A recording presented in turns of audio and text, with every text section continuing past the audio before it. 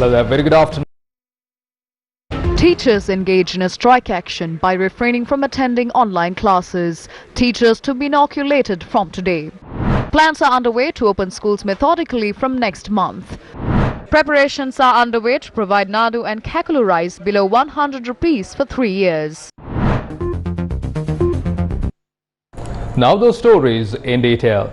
Minister of Trade Bandula Gunawardena says that he accepts the responsibility of providing Nadu and Kakulu rice below 100 rupees by altering the required laws. The minister made these remarks during an event he attended to open a branch of Satosa in Monaragala. Everyone is blaming the government and the president. The country has produced the required amount of paddy. The surplus has also been accumulated. The price of the staple food of the common man cannot be allowed to be increased any further like this. I take this opportunity to remind you all that after His Excellency the President, the Prime Minister and the Minister of Agriculture have changed these necessary rules and regulations for the upcoming season, we will fulfill our obligation to provide Nadu and Kakulu rice at a price less than 100 rupees for a period of 3 years. If anyone is intending to make a profit by stockpiling paddy in these difficult times, I ask them to give up that idea.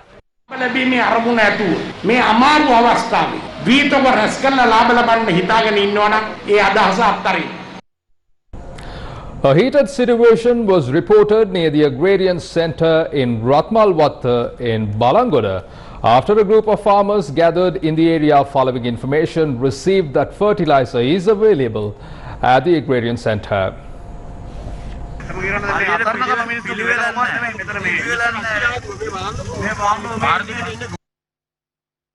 A group of farmers arrived at the Ratmalvin Agrarian Centre in Imbulpe, Balangoda to obtain fertilizer. However, the Agrarian Centre did not have sufficient amount of fertilizer for all the farmers present. As a result, a heated situation arose in the area.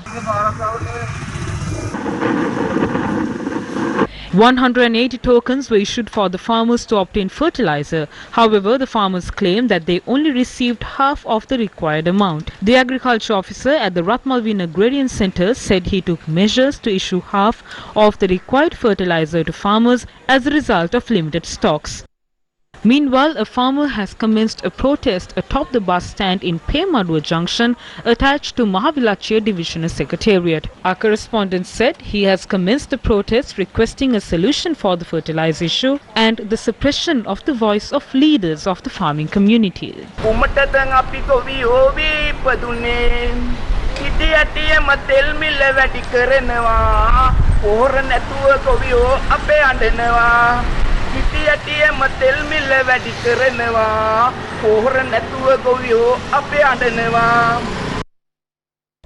A silent protest was held over the rise in cost of living in Muskelia today. This was organized by the opposition members of the Muskelia Pradeshya Sabha.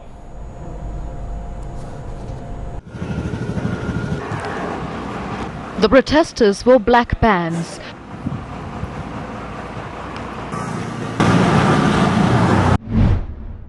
A religious ritual was carried out at the Sidigama Devalaya by the Samagijana Balavegya, opposing the suppressive decisions taken by the government. According to our correspondent, regional politicians of the Samagijana Balavegya took part in the religious activity.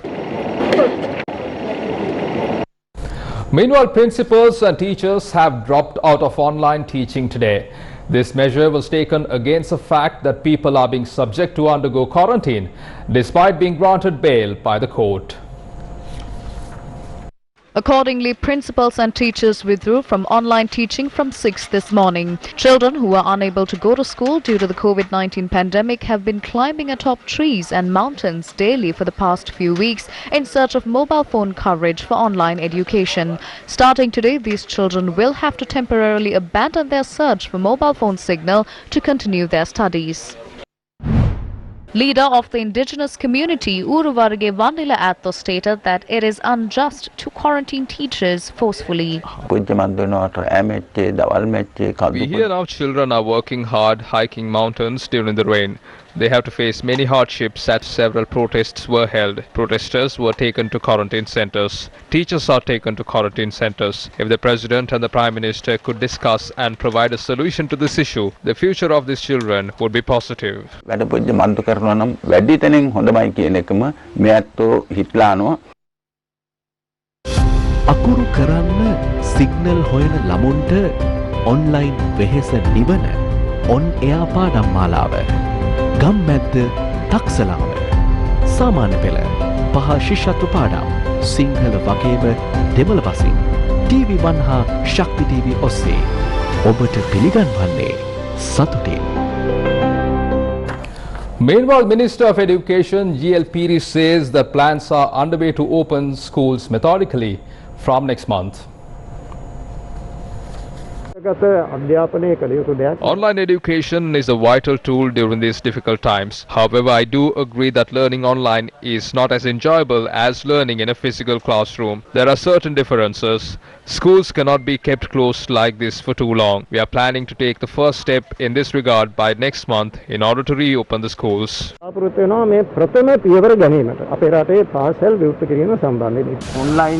Online ක්‍රමවේදවලින් අද ගුරුවරුන් ඉවත් වෙලා ඉන්නවා. කොටසක් ඉවත් වෙලා තිබෙනවා. A certain group of teachers have dropped out of online teaching.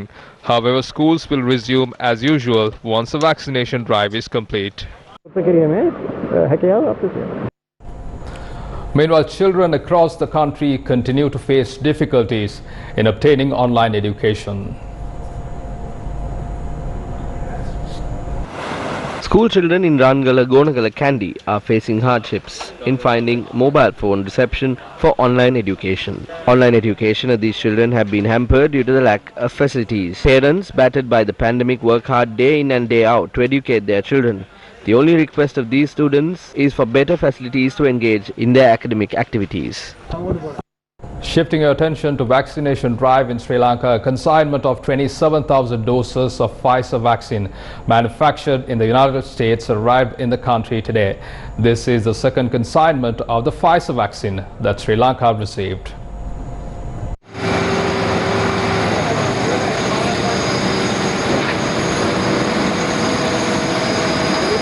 The consignment came in two stocks, one containing 26,000 doses and the other containing 1,000 doses of the vaccine.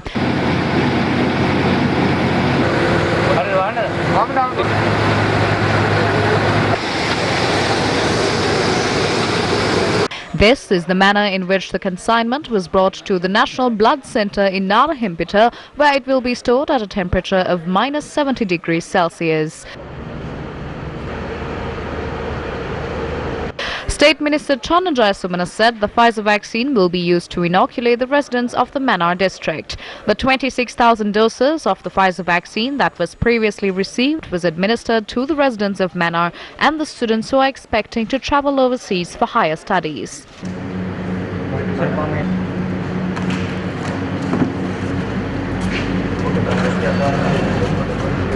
Next up, we've been joined by Newsfirst Azra Azan for a comprehensive update in terms of the COVID-19 situation in the country. Azra? Thank you, Martin. Now, the Director General of Health Services, Dr. Asrela Gunawardana, said that teachers across the island will be vaccinated starting from today. Now, teachers around Colombo were vaccinated at the Narahimpita Army Hospital today. Now, several areas in the island were isolated today as well, and Gramilidari divisions in 4 police areas in the Ampara, Kandy, Colombo and Jaffna districts were isolated with immediate effect from 6 a.m. today.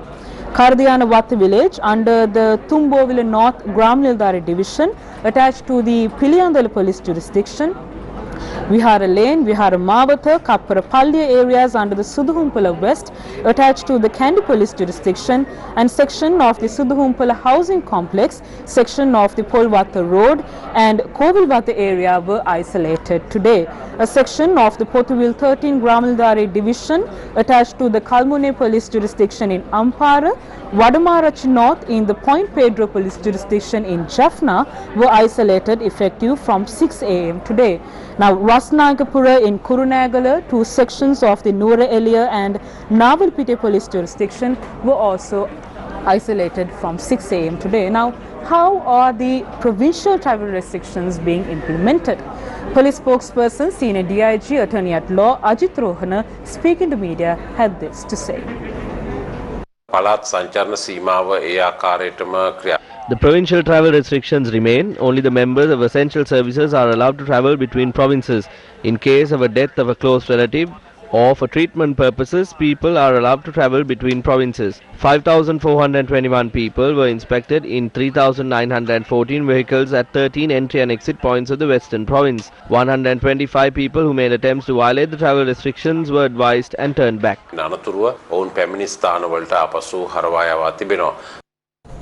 Thank you, Azra, for that comprehensive update. Moving on, there have been several issues that cropped up at the Karapitiya Teaching Hospital during the inoculation process. Over the past few days, state sector employees, 12,000 bank employees and 12,000 school students were inoculated at the Karapitiya Teaching Hospital in Galle. Yesterday, a group of people arrived at the hospital with the expectation of receiving the vaccine. However, the group was inconvenienced as a sudden announcement was made to the families of the hospital staff to receive the vaccine.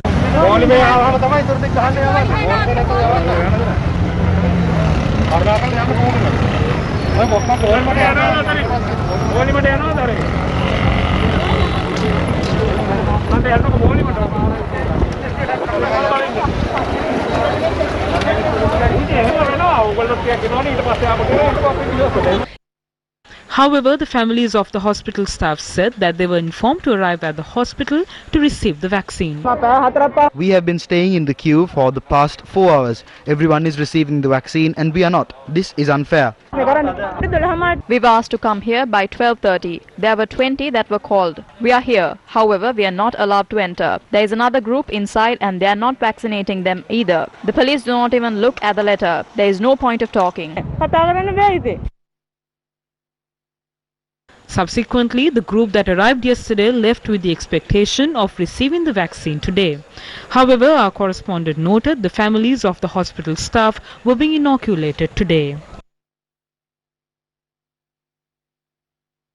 How well do you know about your health? You may be taking enough precautions to protect yourself from COVID-19, but is that enough? Because we as doctors, we have noticed that you, our patients, have not been taking enough care of yourself while we are battling this pandemic. Aibowan, I'm Dr. Dilshan Fernando, and we bring to you a brand new show right here on TV1, where we discuss common medical diseases that you, our viewers, face on a day-to-day basis. So catch us on Tuesday at 9:30 p.m.